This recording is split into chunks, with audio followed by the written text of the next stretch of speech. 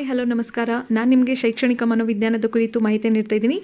ಮೊದಲನೇದಾಗಿ ಈ ಕೆಳಗಿನವುಗಳಲ್ಲಿ ಮನೋವಿಜ್ಞಾನವನ್ನು ಪ್ರಾಚೀನತೆಯಿಂದ ಆಧುನಿಕತೆ ಕಡೆಗೆ ಬೆಳೆದ ಹಾದಿ ಸೂಚಿಸುವ ಸರಿಯಾದ ಕ್ರಮ ಯಾವುದು?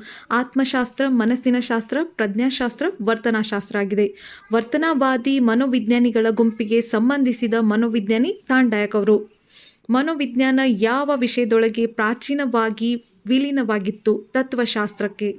ಸೈಕೋಮೆಟ್ರಿಕ್ಸ್ ಯಾವುದರ ಅಧ್ಯಯನವಾಗಿದೆ? Very important questions.